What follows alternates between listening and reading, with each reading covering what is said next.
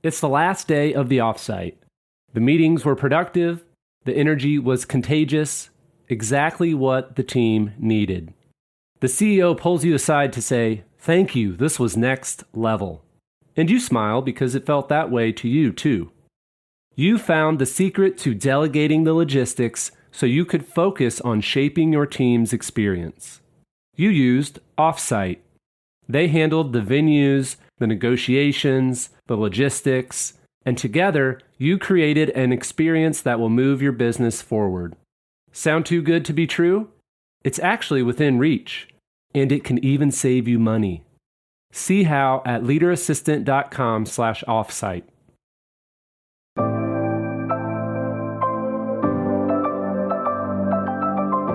The Leader Assistant podcast exists to encourage and challenge assistants to become confident, game-changing leader assistants.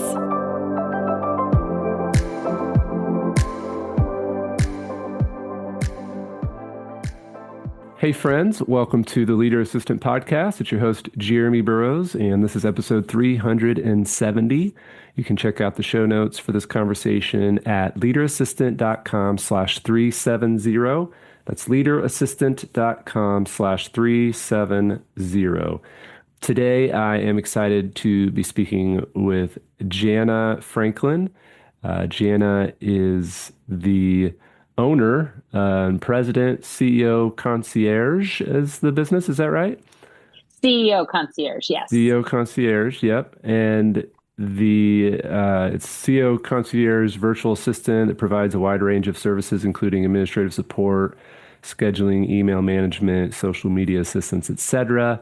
So we'll hear a little bit more about that in a bit. But first, Jana, you are in the same state that I am in. Is that correct? Yeah. Yay. We're in the show me state, right? Let's Yes. show. Well, we can't show them today, but we'll tell them, right? Exactly. Yeah. So Missouri, you're in St. Louis, Missouri. I am in Kansas City, Missouri. We're probably about door to door. We're probably about 3 hours and 30 minutes, depending on how fast you drive across Interstate 70. Oh, you can't drive fast across Interstate 70 anymore, can you? Right. So yeah, excited to have you on. Tell us what you love to do when you're not working. Well, when it's warm out, I like to be in my yard, working in the garden, just sitting out, enjoying the weather. I like to play mahjong with my girlfriends. Played that for quite a while. I know it's becoming all the rage in that right now, but love mahjong. And then I have a freshman in college and a freshman in high school. So they keep me busy. My freshman in high school plays tennis and runs cross country. So like to, go support him. And then been married for 27 years. So yeah, lots of family and friend time if I can. Nice. So you have to tell me a little bit as a side note, is it mahjong? Is that how you say it? Yeah.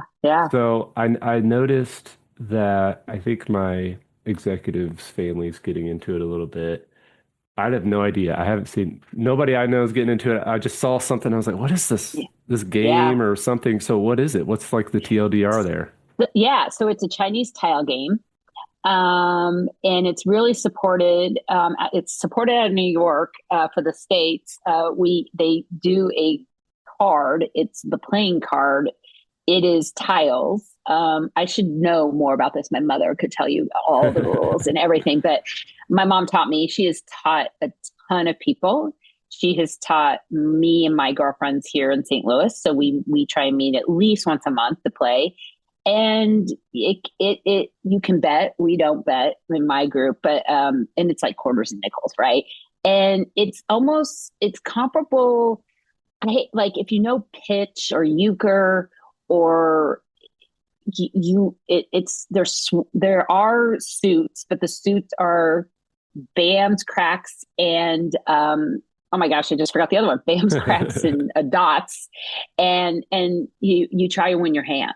Right. Gotcha. And so, but it's very, it's addictive.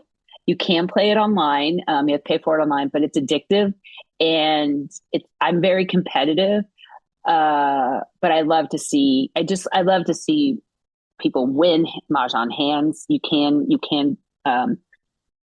it's called, if no one wins, it's called the wall. You hit the wall. I mean, so it's a 4-person game really, but you can play with 3, you can play with 5. It's really hard to play with less than 3. But it's good. I have noticed people that are really good at math can catch on a lot faster than people who aren't. I think they see the board better. I don't know why. Nice. But yeah, so you're it's saying fun. I would probably not be good at it because I'm not good at math. No, I mean, I'm not good at math. I mean, I'm good at math, but I'm not good at math. It's not my strong suit, right? So I struggle at it sometimes, whereas I have friends that can see the numbers and the boards faster. I don't know. Nice. I don't know.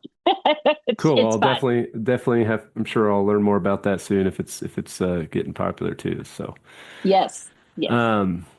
awesome. Well, tell us a little bit about your career, and then we'll kind of get into what you're doing now, and how we can talk about mistakes that CEOs make when hiring a virtual assistant, and then also why every executive assistant should be treated like a business partner. So tell us about your career journey and how you what your experience is, and then how you ended up where you're at today.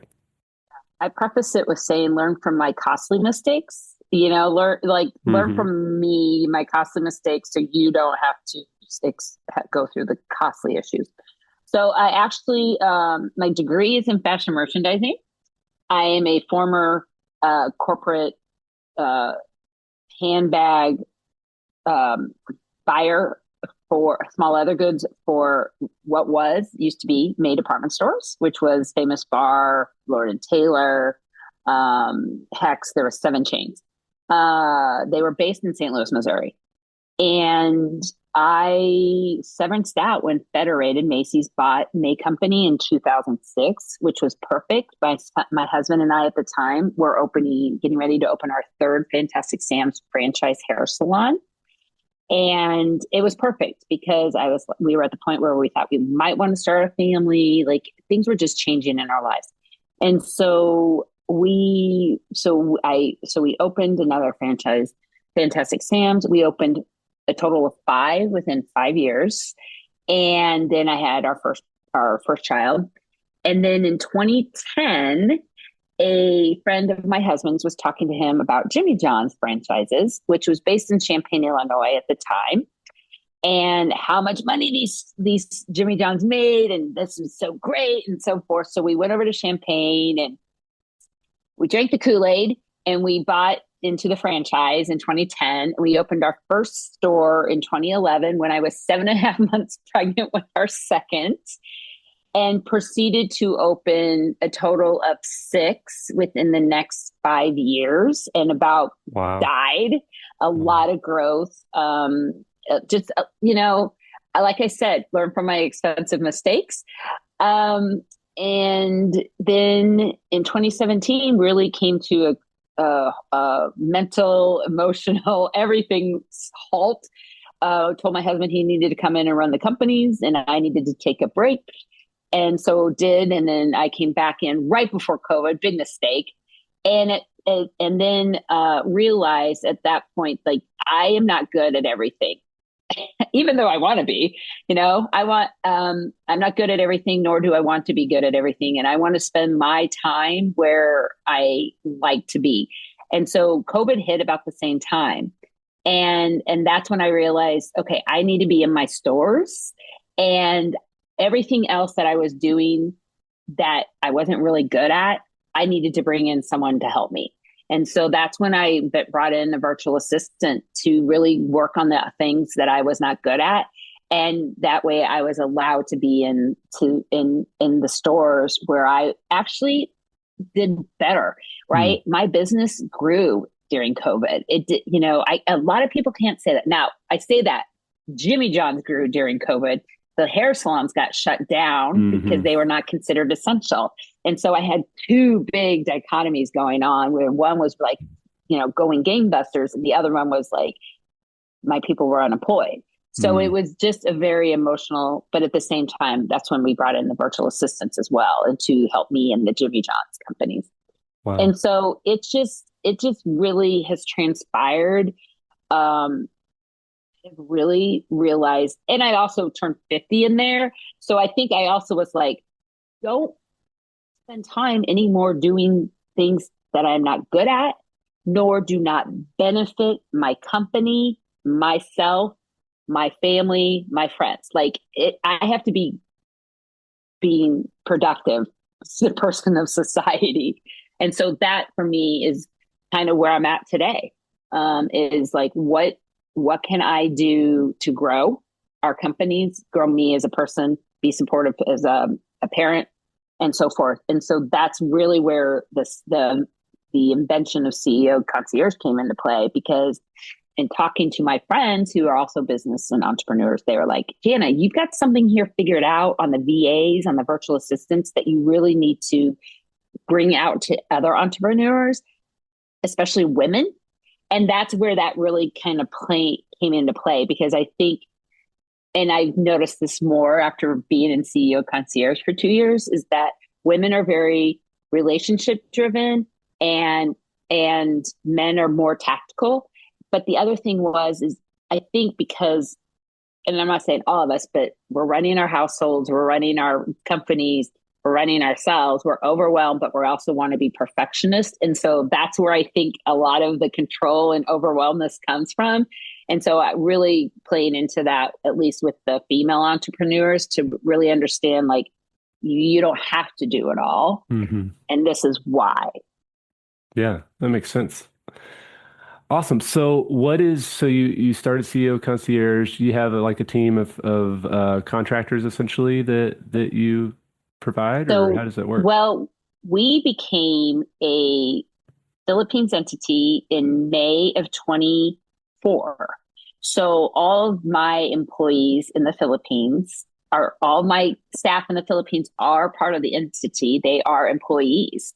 So we are able, because this was very important to me, to be able to give them benefits. And 82% of my staff in the Philippines are female.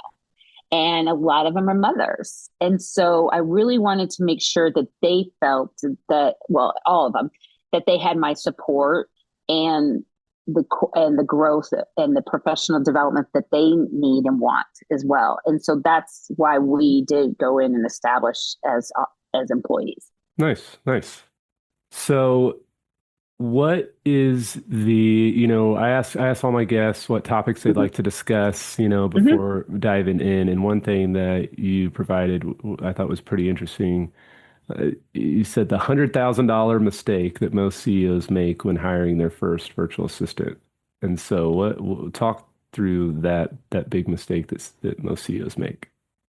I think, well, let me rephrase that. I know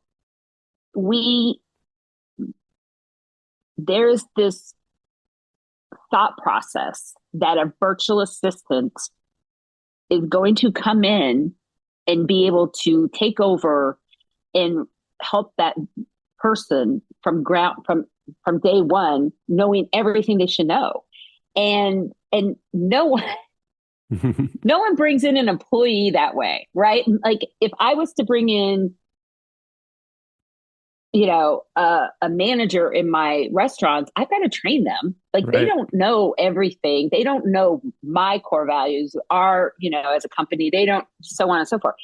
And I think there's this misconception that I hired this virtual assistant. They're going to know how I want my emails responded to. And they're going to know that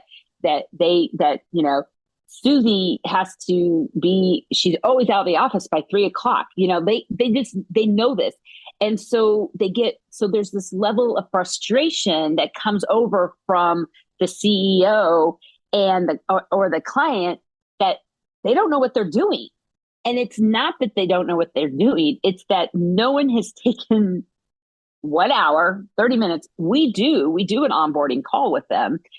But there has to be an understanding that they're not going to know how you want a certain email responded to, or that, you have to set some guidelines, just like you do for anyone else in your company, and expectations and that open communication. And I think that is where the biggest mistake comes in and the frustration comes in, because they don't the expectation is that these people are going to know what they're doing. And yes, they do know what they're doing. They don't know what they're doing for that particular client as far as how they want interaction to happen or how they want communication and to be done. And that's where it gets costly, because what happens is they are piecemealing it out and it's not working. And so this is where I come in with a lot of our clients and say, okay, when we're doing the discovery call with them, and then when we're doing the onboarding call with them, I'm very clear. We are very clear to them and say, look, it is going to be a walk. There is going to be daily communications for the first couple of weeks. You are going to feel that you don't have control over the situation. You are I'm trying to make them understand, this is not something that is going to happen overnight, but it is going to happen very quickly. But you also have to put in the time. And I think that's where the misnomer comes into play. And so I always have to say, well, did you do this with any of your other employees? And then I'm like, well, if I have a turnover issue, I know why. So, because it gets costly. They get frustrated. Yeah. The CEOs get frustrated, and there's no reason why, really. Yeah. What's something you've learned as you've onboarded these assistants to CEOs and executives? What's maybe the top onboarding tip? You mentioned you're going to have a touch point every day for 2 weeks. That's a good practical thing. But what's another practical, hey, I'm starting with a new executive, or hey, I'm going to hire an assistant. What do I need to do in the first 30 days? Well, I think first and foremost is to let the virtual assistant know, and this applies to executive assistants and personnel, is for me, if I'm hiring an executive assistant, virtual assistant, to me, that is so encompassing of task, right? And so I am very clear with my virtual assistants that tasks could change, expectations could change, priorities definitely change on a daily basis in my business. And so are they okay with that? Is there going to be any please understand there's frustrations. But here's the thing. You have to ask me clarifying questions. You have to ask me clarifying questions when you have me, because if you don't, I'm assuming you know what you're doing. And then if you don't, and you come back 3 days later and ask me a clarifying question of something we just went through, I'm going to be very frustrated. Right. And so but the other thing we focus on also in CEO Concierge is we do personality assessments, and we are really, and I think this is also key, because this is key in any business, right? You get along, you are going to collaborate better with someone that is complimenting your work, right? So for me, I really need someone that's going to be detailed oriented, because I'm not. So we could be collaborating on a Zoom call. I'm not really taking notes. They're the ones taking notes. So we are making sure that we are matching personalities up. So I'm very autonomous. I need someone that's autonomous, but not to my level. I need someone that's detailed. I need someone that's a sense of urgency, but it's patient. So we're using those personality assessments, which is, I call it our cheat sheet, right? Because we're making sure, because I don't know about you, but I work with people that I don't like, I don't jive with, I don't work well with, and we don't produce to the level that I would if I'm working with someone that I can work well with, if that makes sense. Yeah, totally. So what are some of your favorite, or do you have just one main personality test that you guys use? So we use Culture Index. Okay. We use Culture Index. We have also used 16 personalities. We have used that, but we really utilize Culture Index. And the other thing I think that's important is, especially when you're dealing with the CEO of a company at C-suite, a lot of people are touching those people. And so I think it's very important that everyone that the assistant is dealing with is taken into account, because you could be reporting to the CEO, but say the CEO is growing, the business is growing, and they've added a director level in between them. Well, they need to make sure that who's ever reporting now to the director is going to get along with, is going to jive with the director. Because if they're not, then the personality becomes a complete, the production, the productivity, everything becomes an issue because they're just not clicking. Mm-hmm. And so that is one of the things that we really drive in. I mean, we have clients that have multiple partners, right? There's 3 founders. We're doing the personality assessment on all 3 of them. We're not doing it on the one. And I think that because when you're interviewing someone in person, you kind of get the body language and you get that feeling, right? You get a gut feeling like, oh, I really like this person. I don't know. And so I think sometimes when you're dealing with virtual, whether it's work from home companies, I think there's a lot of companies doing, come back to work, come back to the office right now.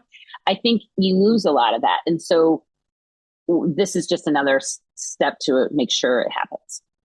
Awesome. What about the idea of, we talk a lot about this in the assistant world, this idea of being a business partner or a strategic business partner.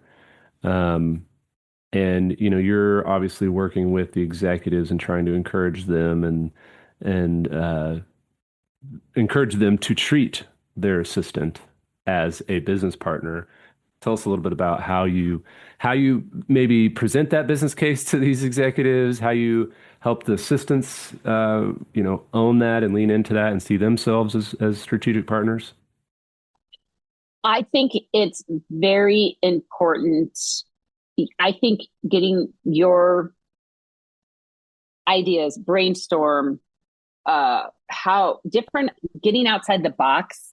I think for me, with my virtual assistants, they have ideas that I would have never thought about because they're seeing in our database system, we use Trello, right? They're seeing their bookkeeping in my books, in my invoices. They're seeing our emails. They're seeing the calendar. They're seeing maybe efficiencies that could be fixed. They're seeing an idea that we're struggling with that maybe they have an idea that, but no one's asking them. So that's where I'm like, if I'm on a call, I'm always saying, well, what do you think? Well, what do you think? And sometimes they're kind of, when it first happens, they're taken back.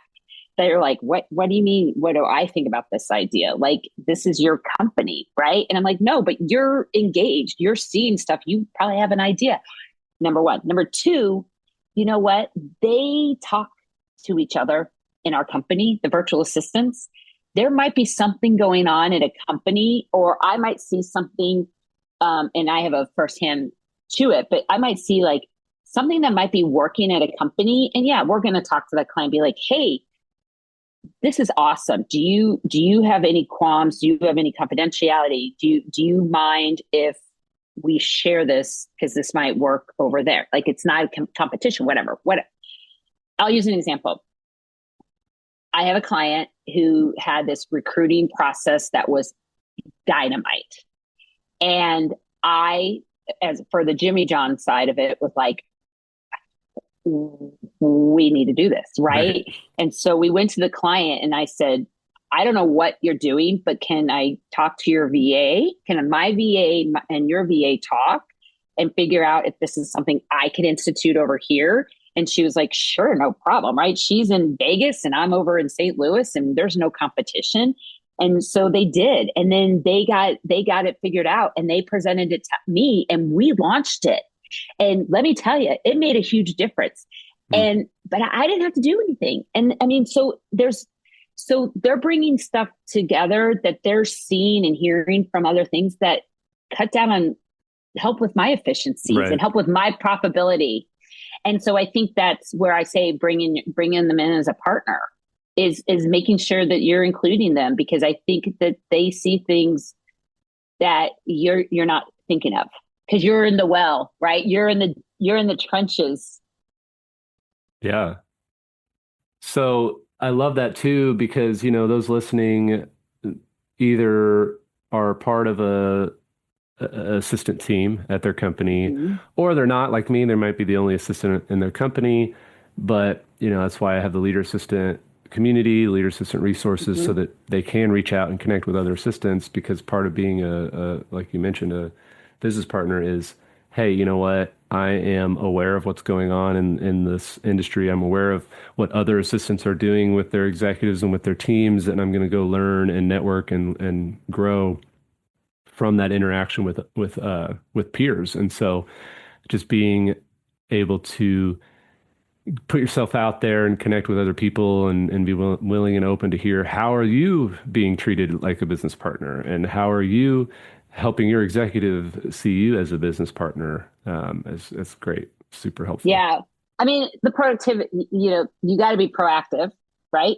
The other thing I think it's really interesting. It didn't even faze me. So, my sales team and I were on a training on Friday, a long training on Friday, and it was phenomenal. And we already had our call and recapped and said, okay, what are our takeaways from it? Whatever. And all of us talked.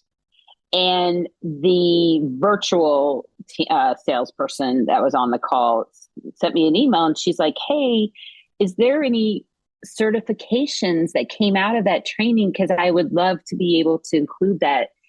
She didn't say resume because I was like, are you leaving me? But the professional development too, the Right. upskilling of an assistant, like they want to continue. I want to support my assistants to continue to grow professionally, personally, and professionally. And so if there's the ability for them to attain, there's so much free AI training right now. Like if you talk about AI, right? If there's so much free AI training, why wouldn't you? I mean, like I'm constantly saying those to my virtual assistants, like, hey, this might be something that you could really benefit from, Yeah. right? And so I think that is also key, and that's part of like treating them as a business partner. You're going to send your employees to training. Why wouldn't you send your assistant to training? Yeah, totally. And why wouldn't you send your assistant to leader assistant training? Of course, there's a free podcast that they can listen Yeah. to, all the things. No, but yeah, that's awesome. Jana, thank you so much for sharing. And I love catching up with folks, especially in my state, my home state. Um, but yeah, hopefully we'll run into each other Yeah. sometime in Kansas City or St. Louis. But Yeah. what's the best place for people to reach out if they want to learn more and find Yeah. out more about Yeah. you? And CEOconcierge.com. I am on LinkedIn, and I'm Jana at CEO, Jana, CEO at CEOconcierge.com is how to reach me. I answer it. Awesome. Awesome. Well, I will put those links in the show notes at leaderassistant.com/370. You can reach out and say hi to Jana. But yeah, I appreciate your time. Thanks so much. Good luck Yeah. with your business, and appreciate you being on the show. Thank you, Jeremy.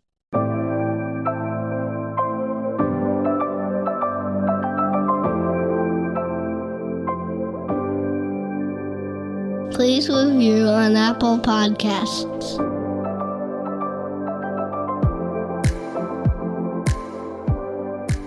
GoBulls.com. The Leader Assistant Academy is an AI-powered, on-demand professional development resource. It's for growth-minded executive assistants and administrative professionals just like you.